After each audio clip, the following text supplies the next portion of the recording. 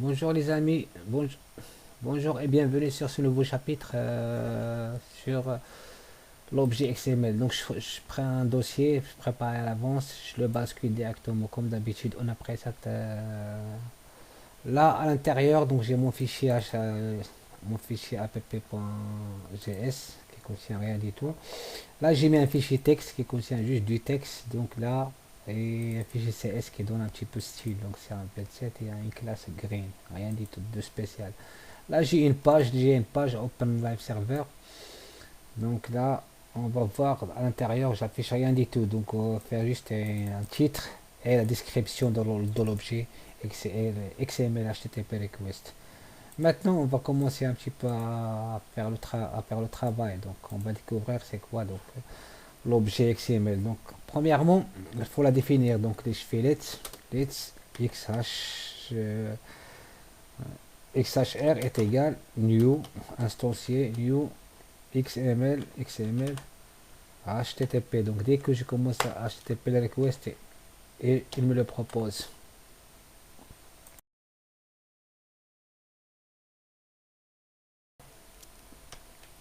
Donc je fais console.log cette variable XHR pour voir un petit peu elle donne quoi. On va rafraîchir la page. Qu'est-ce qu'on va constater? Donc le console. Là, on va nettoyer le console pour mieux voir.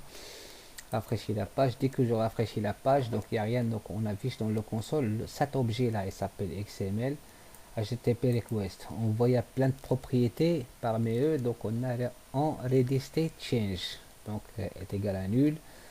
Il y a une autre valeur aussi qui s'appelle ready state est égal à la valeur avec une valeur 0.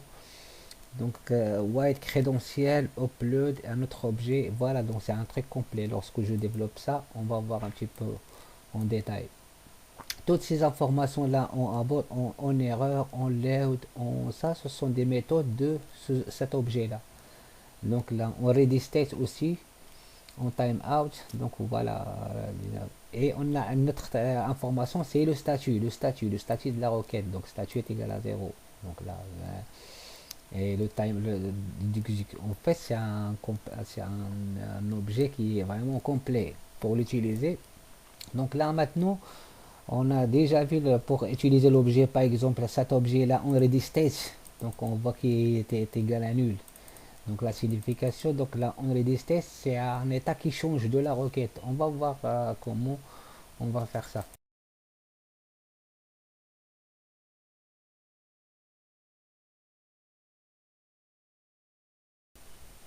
Pour voir un petit peu l'objet XML sur la bibliothèque MDN, donc c'est une très belle bibliothèque pour les développeurs de Mozilla, donc elle détaille tout l'objet. Donc la XML request, donc puisqu'un objet donc il a besoin d'un constructeur qui va construire là on l'a vu dans la et après il y a les méthodes, donc la partie les propriétés, on a des propriétés already state change qui changent.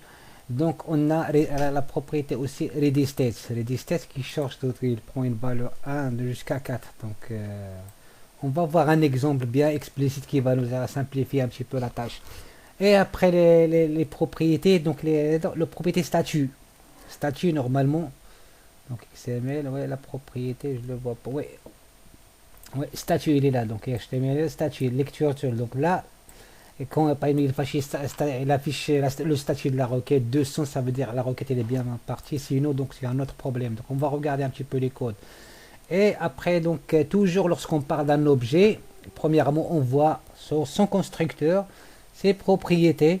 Et juste après, on va voir les méthodes qu'on a besoin. Donc il y a un paquet, donc il y a la méthode abort, il y a tout ça. Est-ce qu'on a besoin, nous, la méthode open qui va ouvrir la requête et là qui va envoyer la requête send. Donc voilà. Donc là, maintenant, donc pour faire une petite idée sur l'objet, donc l'objet, on a dit un objet donc il possède des méthodes et des propriétés. Les propriétés, on a dit, donc il y a la propriété statut, la propriété response text, il y a un paquet de propriétés. Et pour connaître ça, donc on va voir comment utiliser tout ça donc Les deux méthodes qui intéressent là, donc qui nous intéressent que pour le moment, c'est send et open. Ok, voilà, donc là, en revenant sur notre exemple, on va essayer donc là de prendre là, juste mon objet là, avant de changer donc son état. Je prends mon objet X, j'ai défini donc l'objet, j'ai connu là. Je voulais faire une petite requête, c'est-à-dire je vais aller lire ce fichier texte qui se trouve sur le serveur, le fichier texte, et il contient que du texte. Donc là, et j'envoie la requête. Donc là maintenant, donc si je fais une requête, et je voudrais voir le déroulement c'est-à-dire l'entête, comment il change. Donc comment je fais, donc je fais juste XHTML et je fais en ready state, c'est-à-dire à chaque fois que tu changes cet état-là, fais-moi un travail. Donc je fais en ready state, donc dès que le est égal à une fonction, voilà. Et là, à l'intérieur, je fais quoi exactement? Je fais juste console.log, log. Et là, je lui dis, affiche-moi carrément l'objet 10. C'est cet objet-là. Donc là. Voyons voir maintenant. Donc ici, on a des trois. La première ligne, c'est la définition de notre objet, l'instanciation. Ici, on change, c'est une fonction, on a dit, on change l'état. Montre-moi carrément cet objet-là, il vaut quoi? Voilà, donc là, exactement. On y va directement sur le navigateur. Et là, on va constater, on va nettoyer un petit peu voilà, là, la console, et on va rafraîchir la page. Donc, qu'est-ce qu'on constate? On constate qu'il y a, donc, il a affiché l'objet avec des états différents. Donc, on a le redesté, c'est égal à 1. Redesté c'est égal à 2, redesté c'est à 3, redesté c'est égal à 4. C'est-à-dire donc la requête que j'ai envoyée pour ces fichiers texte. Donc il a fait 4 étapes là. Donc la première étape, deuxième étape, troisième étape. Et là donc je vais afficher carrément ce redesté. Et on va afficher la valeur status. Comme ça on aura. Donc ici j'affiche l'objet. Et je fais console.log et j'affiche 10. Redestate, l'état redestate, voilà. Et juste après, je vais afficher le statut. Voilà, console log statut. Point statut, point. Ouais, statut. Voilà. Donc, je rafraîchis la page. Et voilà, on rafraîchit la page. Voilà. Quand on va regarder. Donc, la première fois qu'il a passé, donc il a affiché le ready state, on a changé, donc il était à 1. Le code statut, il était à 0. Donc là, et là, il a changé l'état, donc il a changé l'état ready state 2. Donc le 2 et le statut, il est à 200, c'est-à-dire le statut est à 200, mais il n'a pas encore fait la réponse. Donc on a 4 états, on a dit. Donc là l'état 3. On a toujours statut 200, l'état 4, et statut 200. Et après, il a fait un petit message, XHR a fini de se charger cet objet. Donc voilà. Donc là, lorsqu'il arrive à cet état 4, et donc pour le redestate c'est égal à 4, et le 20, le addoc, on sait très bien que vraiment la requête, elle était bien passée. C'est-à-dire la requête, nous, on a juste voulu lire ce fichier texte. On va voir maintenant, donc on va contrôler cet état. Alors, lorsque, par exemple, on arrive à la fin, tout simplement ici, donc je sais très bien, je suis à l'intérieur d'une fonction, les tests qui changent. Je vais tester là, donc je vais tester, je fais, voilà, if, là, je laisse, if cet état, donc le 10, les tests est égal à 4, l'état, donc je le prends, je fais un copier-coller pour simplifier. Les tests est égal à 4, c'est-à-dire, il est bien passé. Et le 10.statut est égal à 10, c'est-à-dire 10 objets, la propriété statut est égale à 200. On a dit égal 200, c'est quoi? 200, c'est à que la requête elle est bien, c'est-à-dire je voulais lire un fichier ou lire une API ou lire quoi que ce soit. Donc si le statut 200, c'est-à-dire il a fait bien ma méthode get, il a bien lu le contenu. Donc je fais un test ici. Donc là, je peux récupérer le truc. Et l'objet, donc on le récupère. Donc on avait un pack tout à l'heure. Donc l'objet, donc il contient response. Là, l'objet response text, response, il y a plein, pas mal de. Bon. Nous, ce qu'on va faire, on va stocker dans le div. On sait très bien là. On a un div dans body. Là, on a voilà, un div avec un ID. Donc là, qui était en vert. Simplement. Par contre, dedans, il n'y a rien. Donc là, moi, je voulais stocker la réponse, c'est-à-dire le contenu de ce qu'il a lu. Donc il va lire un fichier, donc il va le stocker ici, dans cette place-là.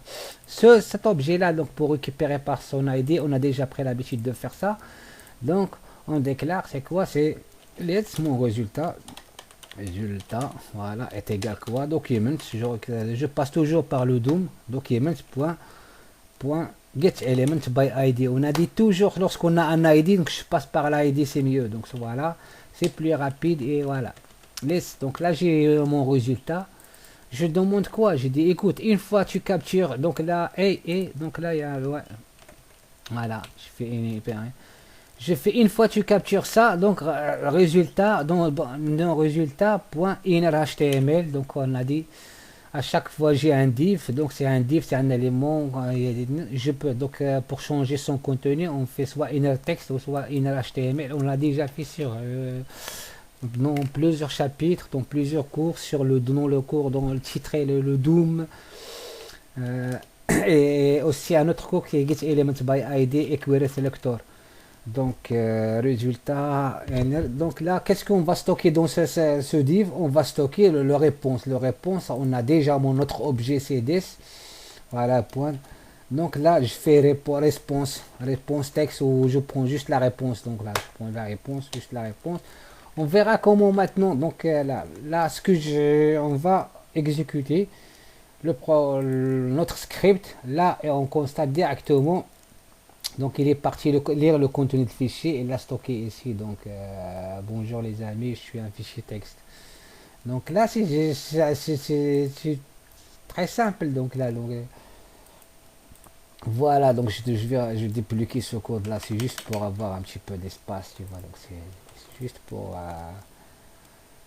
et lorsque j'ai réexécute, on voit très très bien qu'il a récupéré notre texte. Donc là, j'ai fait. Voilà, donc pour récapituler un petit peu l'objet XML HTML, en fait, c'est l'ancien, ça c'est une ancienne méthode. Maintenant, donc il y a d'autres méthodes sophistiquées. Il y a Ajax, plus simple à utiliser. Il y a aussi Fetch, il y a aussi une promesse pour gérer les promesses.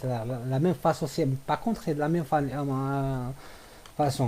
La seule truc, on a dit, c'est qu'il travaille en mode asynchronous. Ce sont des requêtes. Le but d'Ajax, c'est quoi? C'est il doit envoyer une méthode normalement au serveur. Donc la méthode get, il y a pas que la méthode get, il y a aussi la méthode post, il y a plein de...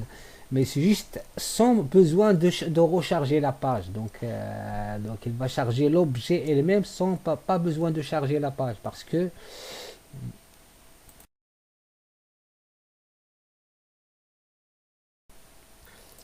et là, donc là, maintenant le cas, imaginons maintenant on va faire une erreur comme ça dans le fichier, je vais changer le nom, donc là comme ça, juste pour faire une simulation que la requête elle est partie chercher le fichier et on va regarder ce qui se passe. On a donc ce fichier 000, on l'a pas donc et lorsque j'y vais sur mon, voilà, on rafraîchit un petit peu pour voir comment ça se passe. Là, je retire là, on rafraîchit la page. Qu'est-ce qu'il nous a donné? Donc il nous a affiché tout à l'heure toutes les statuts 200. Par contre là, le code statut, il n'est pas à 200, il est à 404. Donc 404, en fait, c'est un code qui indique ressource inexistante. Donc cette ressource est existante et donc il ne se trouve pas. Donc il y a ok, donc dans notre code, donc toujours donc il faut qu'on teste là, si on teste ça. Sinon, par exemple, donc je peux prendre le même comme ça et je fais un else if voilà, je fais carrément if data et 404 404, voilà, et le 404. Donc on affiche dans le résultat, voilà, au lieu d'afficher 10 réponses je vais afficher une erreur, donc je peux dire carrément l'erreur. Donc ressources non trouvées, ressources non trouvées, non trouvée. Une ressource non trouvée. Voilà. Ok, une ressource, c'est des ressources non, c'est-à-dire il a pas réussi à lire le fichier. On va regarder donc si Lucas Star, il va. Ouais. Là, je vais rafraîchir la page. Donc, tout de suite, il nous avait sur ressources non trouvées, c'est-à-dire le fichier, il a pas réussi. Donc c'est comme ça qu'on contrôle un petit peu l'entête d'une requête HTTP avec l'objet XML, XML, comment on dit, XML HTTP request. Donc c'est un objet, donc c'est le plus ancien objet utilisé pour faire des requêtes Ajax. Donc avant c'était de la même manière, c'est juste maintenant donc il y a d'autres nouveaux techniques, je vais vous le montrer. Donc avec il y a la méthode fetch, il y a la méthode promesse, donc c'est le plus sophistiqué, c'est la méthode promesse et la fetch. Par contre ici, donc c'est l'ancienne méthode, mais c'est à bon savoir. Parfois, parce que si vous faites des interventions sur d'autres codes, type de code, vous trouvez un truc comme ça, vous comprenez facilement. Donc le résultat c'est quoi? Donc on a un objet il possède de propriétés, donc elle est des states, donc quand il est à 4 ça veut dire donc il a terminé la requête, et le statut quand il est à 200 la requête elle était bien passée. Par contre là si le statut il était à 400 donc ses ressources sont trouvées, c'est-à-dire comme le fichier il ne trouve pas le fichier, donc voilà c'est comme ça. Et juste une dernière chose avant de vous quitter, normalement ici là on prend un fichier. Maintenant, essayons de prendre un fichier PHP. Donc un fichier PHP, je prends donc un fichier boucle point, voilà, point PHP. À l'intérieur du fichier boucle, c'est quoi? C'est juste simplement c'est un fichier HTML, PHP. Donc là, juste l'entête, header, donc il rafraîchit la tête. Et là, il fait une boucle, il affiche la boucle 1, boucle 2, 3, jusqu'à 100 à peu près. Donc, et à la fin, il affiche écho. Donc. Là, maintenant, donc, on va exécuter la requête. La première remarque là, comment dire ça, le PHP, c'est des côtés de serveur. Donc, vous voyez, là, si j'exécute cette requête de cette manière-là, donc mon code là on fait open light, donc on voit rien du tout parce que le fichier il n'est pas interprété, parce qu'il n'y a pas un serveur. On va regarder pour vous rendre vous-même. Donc je prends HTML, là open live serveur, là donc j'ai une boucle, donc là il a trouvé une erreur. Donc, je fais donc boucle si tu vois qu'est-ce qu'il a fait. En fait il a rentré dans cette boucle là, il a fait que donc il n'a pas su interpréter comment dire du PHP, donc c'est pour ça donc c'est mieux. Donc je ferme tout ça et je prends mon dossier, juste mon dossier là que j'ai utilisé, je vais le balancer dans mon serveur, donc dans mon dossier de la WAMP. Donc je travaille avec un serveur WAMP, donc je le lance ici comme ça, j'ai rajouté là, c'est bon.